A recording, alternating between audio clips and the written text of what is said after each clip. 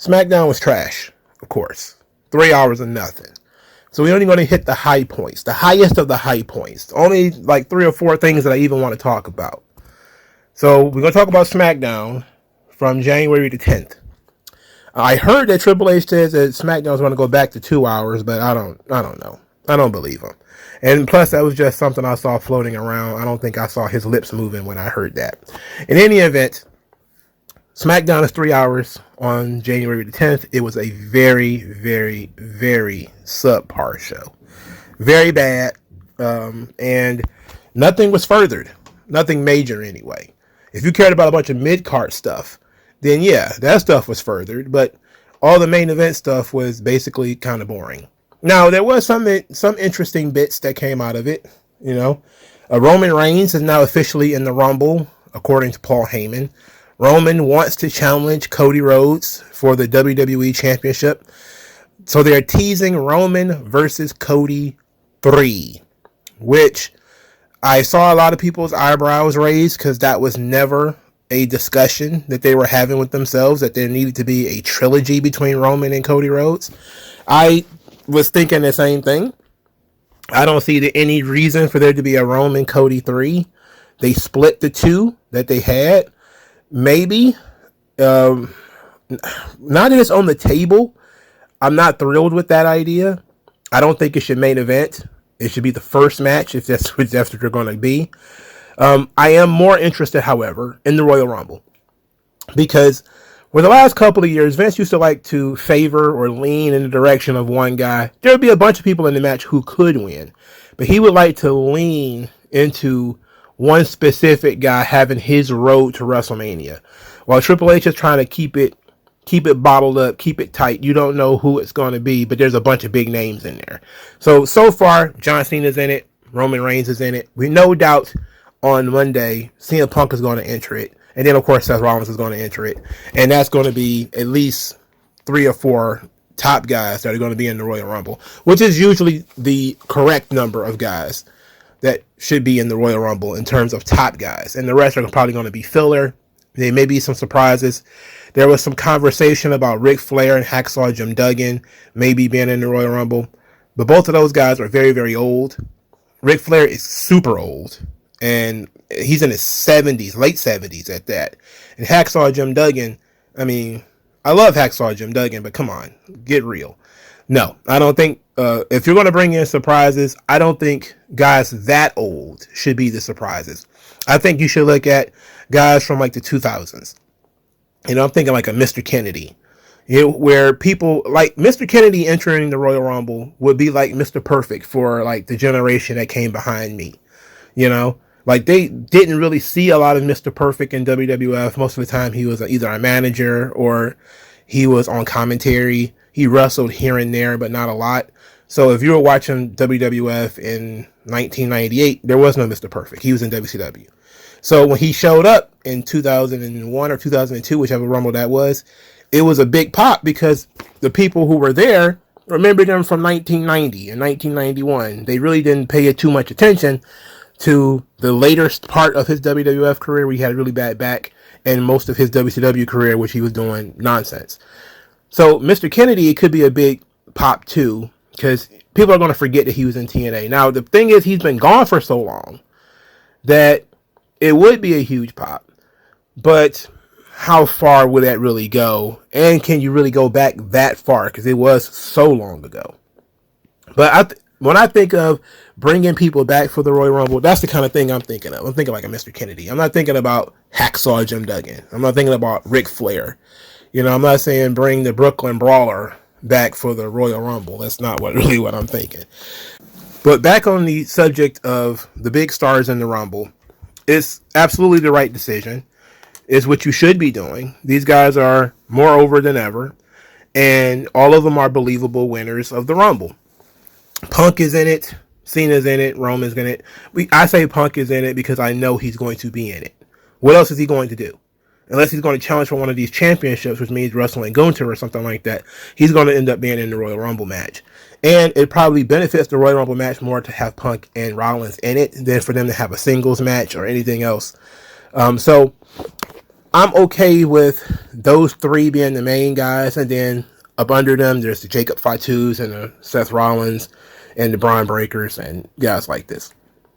So, what's the likelihood that Roman wins the Royal Rumble? I think it's actually minimal.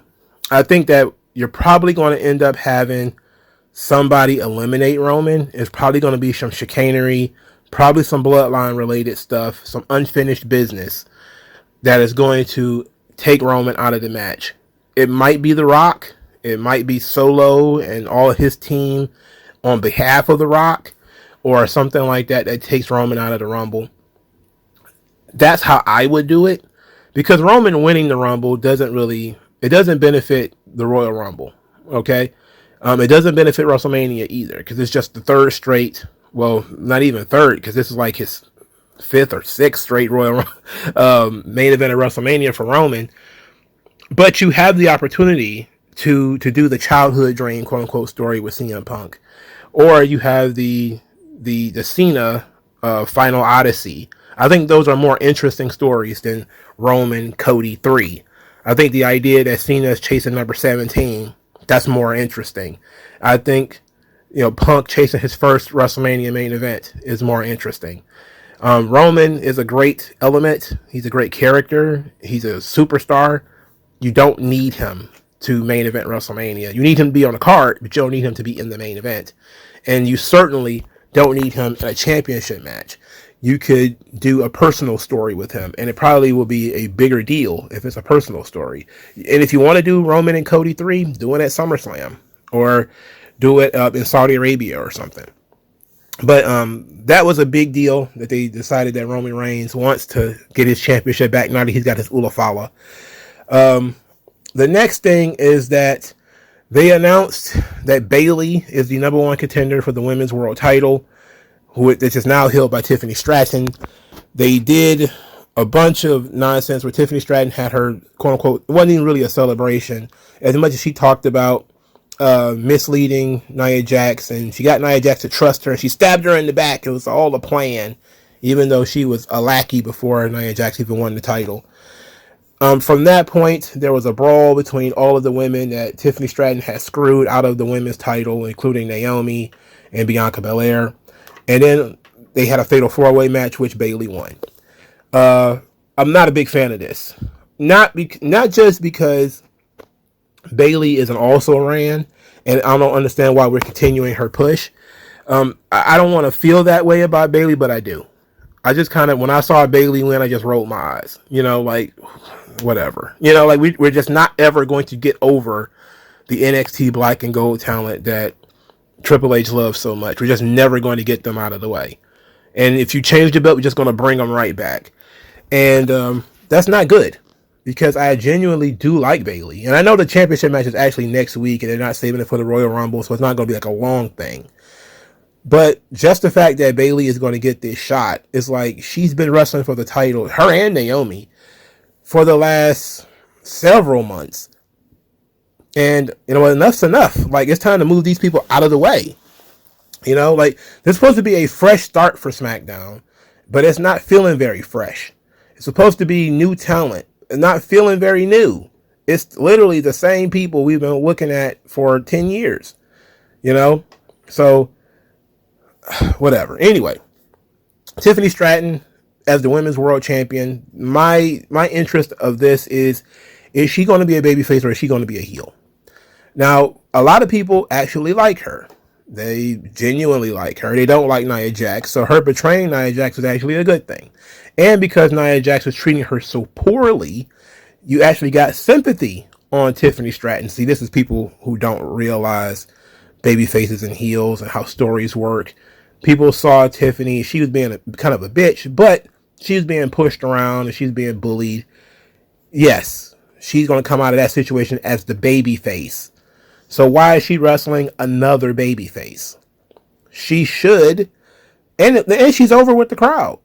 So instead of trying to force a heel reaction, or at the most a mixed reaction, or even worse, the fans turning on Bayley, you should have just given her a heel to work with.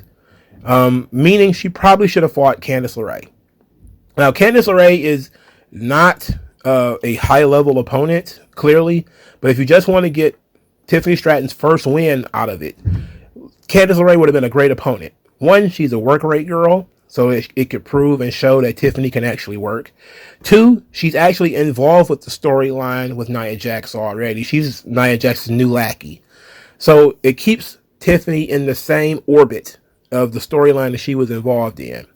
And three, it's a gateway to her finishing her feud with Nia Jax. Because clearly the Nia Jax Tiffany Stratton storyline is not over, and there's going to be more to it. So her beating Candice LeRae could probably be seen as, okay, she's knocked the little boss out of the way. Now it's time for her to go hit up with the big boss. Or even if you wanted to be slick, you could have booked Tiffany Stratton versus Candice LeRae and then had Nia Jax interfere and take Tiffany Stratton out. Even though it would have cost Candice LeRae her title shot, nobody cares about Candice LeRae.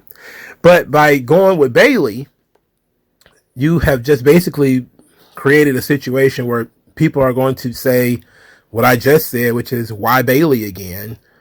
You're shoving Bayley in our face now. Like, come on, please get over it. Can we do something else? There's got to be. I'm hearing that they're bringing back Alexa Bliss, which I don't believe, by the way. But let's say that it does happen. She needs to be on SmackDown because I don't see any reason for her to be on Raw. They're going to load Raw with all of the top guys, Roman and Punk and all those guys going to be on Raw apparently. SmackDown needs a stronger women's division because their women's division is incredibly weak. Bianca can't do anything by herself, and she's been sidelined to the tag team division. We're going to talk about Bianca in a second. But if you're going to bring somebody like Alexa Bliss back, I think SmackDown is a perfect place for her because she's desperately needed. And also Charlotte. If you're going to bring a women's champion back, Charlotte has to be on SmackDown. Not just because we want the Charlotte-Tiffany Stratton interaction, but because SmackDown's division needs it. It needs star power. It needs somebody to add some legitimacy to it, especially if you're going to bring Becky Lynch back on Raw, which is what I heard is that she was supposed to come back on Raw anyway, but she got nixed, and she's likely going to be brought back this upcoming Monday. So the women's division is in disarray as usual. Now they're teasing dissension between Bianca and Naomi. Candice LeRae grabbed Bianca's braid. She yanked it away and ended up whipping Naomi. So they're planting seeds about them falling out already, which means that they're going to start, which is going to, of course, lead to Naomi probably blaming Bianca for losing the Fatal 4-Way and obviously revealing in time that she was jealous of Jade Cargill and she took Jade Cargill's spot and all this kind of stuff. I don't understand why they had such a big storyline with Jade Cargill, like what happened to her, and they refuse to touch on it. They refuse to go back to it. There needs to be like a serious investigation, or they should be doing vignettes or something on the progress of Jade Cargill. Like, that's something that is sorely missing. Like, for a company that supposedly is, we're telling stories on the mat, we're artistic and all this shit. Jade Cargill got injured over 2 months ago. There hasn't been not one vignette showing that she's been, she's had surgeries, or no videos of her. And this is why I say this. I was watching an episode of Superstars, WWF Superstars from 1992. And there was the attack by Nails on the Big Boss Man, right? He came out of nowhere. This was during the Nails debut. So they did the vignettes where he was haunting the Big Boss Man. His voice would come over the loudspeaker, "Big Boss Man, you're gonna suffer." And, Boss Man had beat up some jabroni, and then the voices would come in, and he'd be looking around like, what's going on? And then he would cut these threatening promos on the Big Boss Man, and Boss Man would respond, "I ain't scared of nobody. I'm the long arm of justice," and all this kind of stuff, right? So then he finally debuts, and he attacks the Big Boss Man with a nightstick. He's beating him in the head and the face. He's choking him with the nightstick. And Boss Man's not seen for a while. Nails is wrestling on the show. He's winning job matches or whatever. And they do these phone calls with the Big Boss Man, where they've got pictures of Ray Traylor, who of course is the Big Boss Man, but he's got like bruises on his face and bruises on his arms and legs and all this kind of stuff. And he's talking to, I believe, Vince McMahon over the phone. It's Mr. Perfect. He was, And that was furthering the angle. Like, Boss Man wasn't on television, but you see pictures of Boss Man with like a beat up face and bruises all over his arms and legs, and they're telling you all about his injuries, and he's talking about, you know, his recovery and when he'll be back and what he's going to do to Nails when he gets to him. And I'm thinking, my God, I was 8 years old when this was happening. All right.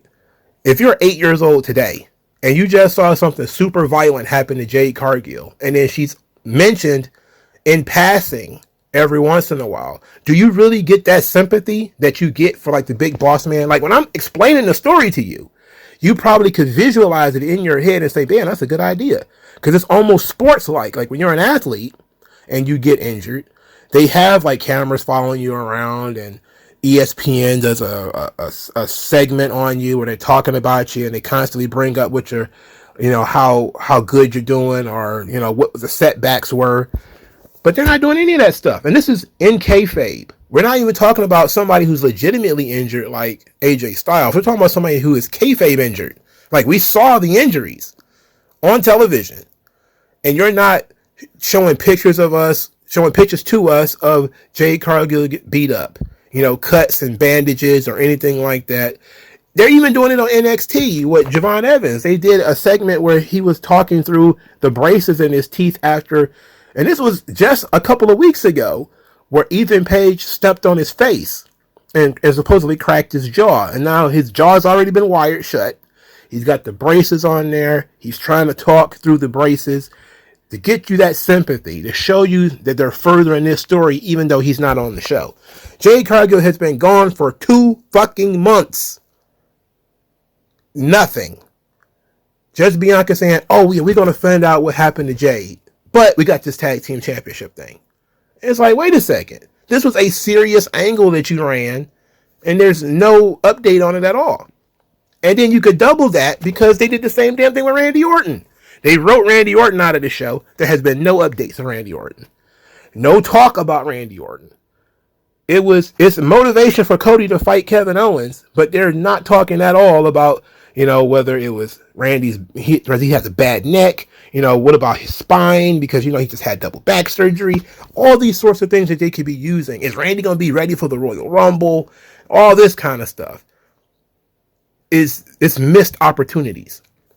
So for everybody who's running around talking about how great the Triple H era is, this is a huge gaping hole in what he's doing. We're not talking about serious injuries. We're talking about kayfabe injuries, where you should be talking about these things on television, showing how the characters are getting better, how they're improving, you know, who they are going to blame for their attack, you know, something like that. Jade Cargill being asked, hey, did you see who attacked you? No. And then she could say, oh, this is what happened. You know, I was sitting there, I was on the phone calling my daughter, yada, yada, yada. Then I get hit with something and I got pushed off the landing and I fell on top of the, you know, like, she could explain it from her perspective, so she didn't see what happened, and all this kind of stuff. And that could just really further the story while giving sympathy to Jade Cargill. But nothing. It's like she's out of sight, out of mind. So I guess, yes, it's going to be a big surprise when she eventually pops back up and she's going to point the accusatory finger at somebody. But why not build the story up? There's no harm in that. It's actually only beneficial. Moving on. LA Knight is, I guess, going to be entering a feud with Jacob Fatu. He threw Jacob Fatu out of the building because Jacob Fatu was causing problems earlier in the night. Jacob Fatu then returned and attacked LA Knight while he was wrestling Shinsuke Nakamura for the United States Championship in a terrible match, by the way. One of the worst Nakamura matches I've ever seen. He's very bad. He's washed beyond belief. Nakamura is basically like the Brooklyn Brawlers shirt. That's how bad he is right now. That's how many holes he's got in his game. And I'm not interested anymore. And they showed a graphic of his last couple of matches. And it's been Andrade, LA Knight, Andrade. It's like he's wrestling the same 2 guys. It's supposed to be a deep division. It's supposed to be more meaningful. And this United States Championship run for Nakamura has been a disaster. This has been the worst run he's ever had. And remember, he lost the U.S. title by accident to R-Truth, and this is worse than that. This is making me dislike Shinsuke Nakamura. Again, Triple H refusing to get over the black and gold NXT guys. LA Knight getting out of the United States Championship picture is good for him. I don't know where he goes. I don't know what his ceiling is. I'm not sure you can actually push him as a world champion, but I guess you have to get him in the mix eventually. I would rather LA Knight be in the mix and him feuding with Cody and him being in there with top guys than Kevin Owens. You know, I think he's proved himself either as a babyface or a heel that LA Knight is pretty goddamn good. Now, he's just a stepping stone to Jacob Fatu, however, who they're probably not even going to beat at this point. And you know what? Now that I think about it, Jacob Fatu is an interesting case because what does he do for WrestleMania? Because we haven't really thought about that. Him being a lackey for Solo all this time. Does he wrestle Solo at WrestleMania? Does he wrestle Roman Reigns at WrestleMania? Now, as far as I'm concerned, that could be a big possible match. And I would actually consider that match. Where Jacob Fatu, who has not lost and probably will not be losing until WrestleMania, where you build him up to be an absolute killer. Maybe he's The Rock's, right-hand man. Goes from being Solo's right-hand man to being The Rock's right-hand man. And he is given the mission of taking out Roman Reigns. And he actually does it. Maybe he even beats Roman at WrestleMania. I would probably have Roman beat him, but that would be something that you could play with. Jacob Fatu is an interesting case. Maybe you have Jacob Fatu chase the United States title, and he wins the United States title, and he brings gold back to the Bloodline. That could be interesting too. There's so many different things you could do with Jacob that could be fun, and maybe this feud with LA Knight is a way into the United States Championship storyline for Jacob Fatu. Also very interesting, there was no Solo Sikoa on this show. They didn't even bother to touch on Solo Sikoa. They basically just said, he lost, he's not the tribal chief anymore, move on, bye-bye. Jacob didn't even mention him. He didn't even yell, I love you, Solo. He didn't mention Solo at all. There was no conversation about Solo Sikoa outside of him losing Tribal Combat. Again, another missed opportunity. Because people tuned in to SmackDown because of the soap opera storytelling. I get that the Tribal Combat match occurred on Raw, and maybe you want to further it on Raw. But Solo Sikoa, you can further his storyline on SmackDown, which is the original brand he was on anyway. So, having a promo segment or something where he shows the wounds of losing, what losing meant to him, how the other members of the Bloodline are taking the loss, that kind of stuff. It's almost, when it comes to Jacob and Tama, like they're just going on like business as usual. Like Solo lost, okay, so what? We're going to go and we're going to do our thing. And it's like, wait a second, since when? Like, you're not going to deal with or reckon with the fact that Solo lost? We're not even going to discuss it? There's just nothing. We're just going to move on. They're going to win a stupid tag team match against Cody and Jimmy, which literally doesn't make any goddamn sense. And it only won because Cody walked off to go fight Kevin Owens, which I'm not even going to talk about that feud because I don't care about that fucking shit, right? But they're not really leaning into what could benefit this new Bloodline. What was the next step for Jacob and Tama and Tonga now that Solo has been removed as their tribal chief? Does Solo come back in a new form, with a new title? Or is it that now he's been dismissed? Is his relationship with Jacob and Tama and all these guys different? Now, clearly, they're probably going to wait till Raw to answer that question. But I feel SmackDown should have been the spot for it, because, that I think about it, since Roman's not likely to be featured on the shows too much more, that's probably why they're saving the Bloodline stuff for Raw. Because, as far as I know, Roman's not coming back until the 27th. This is 17 days from now. So they're likely going to continue whatever Bloodline story they have on Raw, which is very unfortunate for Tama and Jacob because now they're in useless tag team matches and they're behaving like Solo didn't lose. So this is all non-canon shit. So pretty much once they start getting into involved with Solo, and they have to talk about Solo losing and what him losing to Ulafala meant. What does this tag team match mean? It didn't mean a fucking thing. It was just, we have to have a main event on the show here. This show felt completely and totally half booked. Like one of those old Vince McMahon shows that was booked earlier in the day. That's what this feels like. And it was actually more boring. Because at least Vince would have had like a good talking segment on here. On this, we got Mia Yim and my God, Shinsuke Nakamura. Get real. Now, I didn't mention the tag team stuff either because, again, I don't care. But that Los Garza versus Pretty Deadly match was pretty long. And since both teams are presented as being jabronis, it was hard for me to get into it. I really didn't care. And it didn't seem to go anywhere anyway, so whatever. That's the big problem here. The Triple H era, that is now the Netflix era, has been so top heavy. It's been so much guys like Cody and Roman and Punk carrying the brand, and all those guys are thrown on Raw, that now you have seen that everything underneath that has been barren. You have LA Knight, who is a super babyface, not featured on the show, and when he is featured, he cannot beat and severely wash Shinsuke Nakamura. It's embarrassing. You have Tiffany Stratton, who is incredibly over. You're trying to force her to be a heel and to wrestle Bayley, who again is much like Shinsuke Nakamura. You know, it's a disaster. Like, what the fuck is he doing? I don't know. But let me know what you guys thought of SmackDown. It was an incredibly boring show.